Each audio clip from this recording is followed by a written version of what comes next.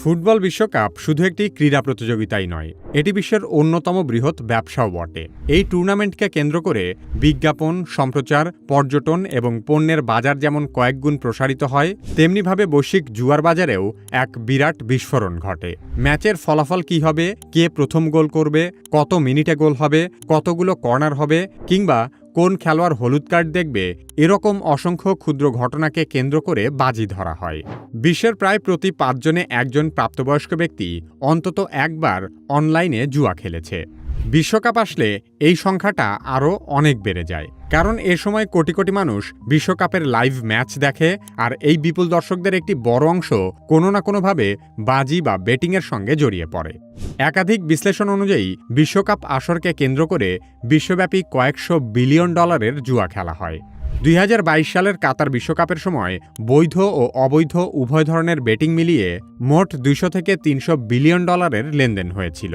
ফলে মাত্র এক মাসের একটি টুর্নামেন্টকে ঘিরেই এত বিপুল পরিমাণ অর্থের লেনদেন হয়, যা অনেক দেশের বার্ষিক জাতীয় বাজেটের চেয়েও বেশি।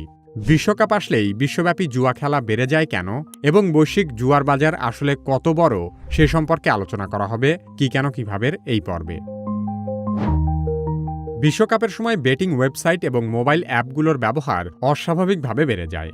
সাধারণ সময়ে যারা কখনো জুয়া খেলে না, তারাও বিশ্বকাপের উত্তেজনায় আকৃষ্ট হয়ে ছোট বা বড় অঙ্কের বাজিতে অংশ নেন। কারণ সাধারণ সময়ে যারা ফুটবল নিয়ে খুব বেশি আগ্রহী নয়, তারাও বিশ্বকাপ এলেই ম্যাচ দেখা, দল সমর্থন করা এবং বিভিন্ন আলোচনা সমালোচনায় অংশ নিতে শুরু করে। বিশেষ করে বিশ্বকাপের নকআউট পর্ব এবং ফাইনাল ম্যাচের সময় বহু লোক বাজি ধরার প্রতি আকৃষ্ট হন। এই ব্যাপক জনসম্পৃক্ততার সুযোগেই জুয়া কোম্পানিগুলো বিশ্বকাপকে তাদের সবচেয়ে লাভজনক মৌসুম হিসেবে বিবেচনা করে। বিশ্বকাপের সময় জুয়া বৃদ্ধির অন্যতম প্রধান কারণ হল কোনো নির্দিষ্ট দলের প্রতি অন্ধ আবেগ। সাধারণত বিভিন্ন দলের সমর্থকদের মধ্যে বিশ্বাস জন্মায় যে তাদের দল অবশ্যই জিতবে। এই আবেগ নিয়ে মানুষ যুক্তির চেয়ে অনুভূতির ভিত্তিতে বাজি ধরতে শুরু করে। ফলে বিশ্বকাপ আবেগীয় গৌরবের লড়াইয়ে পরিণত হয়, আর সেই আবেগই কোটি কোটি ডলারকে বেটিং বাজারে টেনে আনে। আরেকটি গুরুত্বপূর্ণ দিক হল, সাধারণ সময়ে যারা কখনো জুয়া খেলে না কিংবা খেলাধুলার উপর বাজি ধরার অভ্যাস নেই, তারাও বিশ্বকাপের উত্তেজনায় আকৃষ্ট হয়ে প্রথমবারের মতো বেটিংয়ে অংশ নেয়। বন্ধুদের উৎসাহ, সামাজিক যোগাযোগ মাধ্যমের প্রচারণা এবং চারপাশের আলোচনার কারণে অনেকেই এটিকে নিরীহ বিনোদন হিসেবে দেখে। কিন্তু এই সাময়িক অংশগ্রহণকারীদের বিশাল সংখ্যাই বিশ্বকাপের সময় জুয়ার বাজারকে কয়েক গুণ বড় করে তোলে, এবং এদের অনেকেই জুয়া খেলার নেশায় আসক্ত হয়ে পড়ে। ফলে বিশ্বকাপ শেষ হয়ে গেলেও তাদের বাজি ধরার প্রবণতা আর বন্ধ হয় না। প্রযুক্তিগত অগ্রগতি জুয়ার প্রবণতাকে সবচেয়ে বেশি ত্বরান্বিত করেছে। একসময় বাজি ধরতে নির্দিষ্ট জায়গায় জুয়ার আসরে যেতে হতো, কিন্তু এখন হাতে একটি স্মার্টফোন এবং ইন্টারনেট সংযোগ থাকলেই কয়েক সেকেন্ডের মধ্যে বিশ্বের যে কোনো ম্যাচে বাজি ধরা যায়। অনলাইন বেটিং অ্যাপগুলো ব্যবহারকারীদের জন্য এমনভাবে ডিজাইন করা হয় যে খুব অল্প সময়ে যেন ব্যবহারকারীরা বারবার বাজি ধরতে উৎসাহিত হয়। তাৎক্ষণিক ফলাফল, দ্রুত লেনদেন এবং আকর্ষণীয় বোনাস অফার অনেক মানুষকে আরও বেশি ঝুঁকি নিতে প্ররোচিত করে। সামাজিক পরিবেশও এখানে গুরুত্বপূর্ণ ভূমিকা রাখে। বন্ধুদের মধ্যে মজা করে অল্প টাকার বাজি ধরা অনেক সময় ধীরে ধীরে বড় অঙ্কের জুয়ার নেশায় রূপ নেয়। প্রথমে বিনোদন হিসেবে শুরু করলেও দু একবার টাকা জেতার পর অনেকেই বড় লাভের আশায় আরও বেশি অর্থ বিনিয়োগ করতে শুরু করে। আর একবার বড় অঙ্কের টাকার ক্ষতি শুরু হলে সেই টাকা তুলে আনার লোভে অধিকাংশ মানুষ আরও গভীরভাবে জুয়ার ফাঁদে আটকে যায়। সাম্প্রতিক বছরগুলোতে বিশ্বজুড়ে অনলাইন জুয়ার বাজার ব্যাপক বৃদ্ধি পেয়েছে। ২০২৫ সালে বিশ্বব্যাপী অনলাইন জুয়ার বাজার মূল্য ছিল প্রায় ১১৭.৫ বিলিয়ন ডলার। ২০২৯ সালের মধ্যে জুয়ার ব্যবসা ১৮৬.৫৮ বিলিয়ন ডলার ছাড়িয়ে যাবে বলে ধারণা করা হচ্ছে। বাংলাদেশের ক্ষেত্রেও অনলাইন জুয়ার বাজার দ্রুত বড় হচ্ছে। দেশে শতাধিক অনলাইন জুয়ার সাইট এবং অ্যাপের মাধ্যমে প্রায় ৫০ লক্ষ মানুষ নিয়মিত জুয়া খেলে। ধারণা করা হয় ২০২০ সালের তুলনায় ২০২৬ সালে বাংলাদেশে অনলাইন জুয়ার বাজার প্রায় ৪.৭% বৃদ্ধি পেয়েছে। ইতোমধ্যেই দেশের অনলাইন জুয়ার লেনদেনের পরিমাণ কয়েক হাজার কোটি টাকা ছাড়িয়ে গেছে। বিভিন্ন প্রতিবেদনে উঠে এসেছে এই বিপুল অর্থ অবৈধ পথে বিদেশে পাচার হয়ে যাচ্ছে, যা দেশের অর্থনীতি থেকেও মূলধন বের করে নিয়ে যাচ্ছে।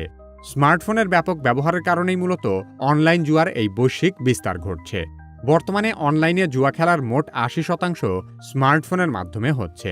২০২৫ সালের হিসাব অনুযায়ী বৈশ্বিক অনলাইন জুয়ার প্রায় ৪৯% আয় ইউরোপ থেকে আসে। এছাড়া প্রচলিত ক্যাসিনোর তুলনায় অনলাইনে বিভিন্ন ধরনের গেম ও বাজির বিপুল ভাণ্ডার রয়েছে। এর ফলে অনলাইন জুয়ারিরা কখনোই বিরক্ত হয় না, বরং তাদের একঘেয়েমি দূর করার জন্য নানান ধরনের আকর্ষণীয় বিষয় একের পর এক জুয়ার অ্যাপগুলোতে আসতে থাকে।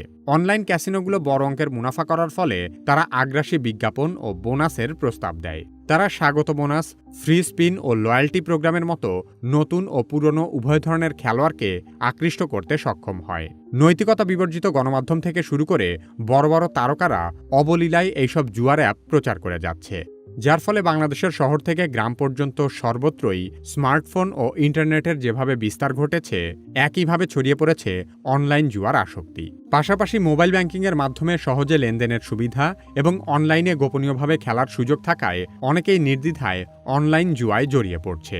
গবেষণায় দেখা গেছে, অনলাইন জুয়া খেলার সহজলভ্যতা এবং ব্যাপক সুবিধার কারণেই 48% লোক এই নেশায় আসক্ত হয়ে পড়েছে। মানুষ বিভিন্ন মনস্তাত্ত্বিক, সামাজিক ও আর্থিক কারণে জুয়ার ফাঁদে পা দেয়। প্রধান কয়েকটি ধাপ হল উত্তেজনা ও রোমাঞ্চের আকর্ষণ, দ্রুত অর্থের লোভ, সামাজিক প্রভাব ও চাপ, মানসিক চাপ থেকে পালানো এবং সহজলভ্যতা ও গোপনীয়তা। বিশ্বকাপে প্রিয় দলের খেলা দেখার সময় মস্তিষ্কে অ্যাড্রেনালিনজনিত এক ধরনের উত্তেজনা কাজ করে। সেই আনন্দকে আরও বাড়িয়ে তুলতে অনেকেই খেলা দেখার পাশাপাশি বাজি ধরে। অনেকেই আবার সহজে বড় অঙ্কের টাকা জয়ের প্রলোভনে নিয়মিত জুয়া খেলে। হঠাৎ বড় পুরস্কার জেতার সম্ভাবনা তাদের কাছে আর্থিক সমস্যার দ্রুত সমাধান কিংবা রাতারাতি ভাগ্য পরিবর্তনের সুযোগ হিসেবে মনে হয়। কিন্তু একটি বিষয় জেনে রাখা ভালো, জুয়ার অ্যাপগুলো তৈরি করা হয়েছে এমনভাবে যাতে সাধারণ জুয়ারিরা এখানে দীর্ঘমেয়াদে কখনোই জিততে না পারে। তারা নতুন জুয়ারিদেরকে প্রথম দিকে সামান্য কিছু টাকা জেতার সুযোগ করে দেয়, যাতে করে তারা মনে করে ভবিষ্যতে আরও বেশি টাকা জেতার সম্ভাবনা আছে। অনেকেই আবার বন্ধুবান্ধব বা পরিচিতদের মাধ্যমে জুয়ায় অংশগ্রহণ করে। পাশাপাশি জনপ্রিয় খেলোয়াড় বা সেলিব্রিটিদের বিজ্ঞাপন প্রচার তরুণদের মাঝে জুয়া সম্পর্কে আগ্রহ বাড়িয়ে দেয়। এছাড়া ব্যক্তিগত দুশ্চিন্তা, বিষণ্ণতা বা মানসিক চাপ থেকে সাময়িক মুক্তি পেতেও কিছু মানুষ জুয়াকে আশ্রয় হিসেবে বেছে নেন। জুয়ার রোমাঞ্চ তাদের দৈনন্দিন হতাশা বা উদ্বেগ থেকে কিছুক্ষণের জন্য মনোযোগ সরিয়ে রাখে। স্মার্টফোনের মাধ্যমে ঘরে বসেই নিভৃতে জুয়া খেলার সুযোগ পাওয়া যায় বলে সামাজিক বাধা বা লজ্জার ভয় ছাড়াই অনলাইনে পরিচয় গোপন রেখে জুয়া খেলা যায়। আর সে কারণেই স্বাভাবিক সময় তো বটেই, বিশ্বকাপ এলে আরও বহু মানুষ জুয়ার অ্যাপগুলোতে আসক্ত হয়ে পড়ে। এই বিপুল অর্থের প্রবাহ এশিয়া, আফ্রিকা এবং বিশ্বের বিভিন্ন অঞ্চলে বিস্তৃত অবৈধ জুয়ার সিন্ডিকেট এবং অনিয়ন্ত্রিত বেটিং নেটওয়ার্কের মাধ্যমে লেনদেন হয়। এসব নেটওয়ার্ক প্রায়ই কর ফাঁকি, অর্থ পাচার, প্রতারণা এবং সংগঠিত অপরাধের সঙ্গে জড়িত থাকে। ফলে বিশ্বকাপ শুধু ফুটবলের সবচেয়ে বড় উৎসবই নয়, একই সঙ্গে এটি বৈশ্বিক জুয়া বাণিজ্যের জন্যও সবচেয়ে বড় মৌসুমে পরিণত হয়। আপনি যদি কি কেন কিভাবের মতো ভিডিও তৈরি করতে চান, তাহলে কি কেন কিভাবে একাডেমির ভিডিও এডিটিং মাস্টারি কোর্সে ভর্তি হতে পারেন। ভিডিও ডেসক্রিপশন ও পিন কমেন্টে কোর্সের লিংক দেওয়া আছে।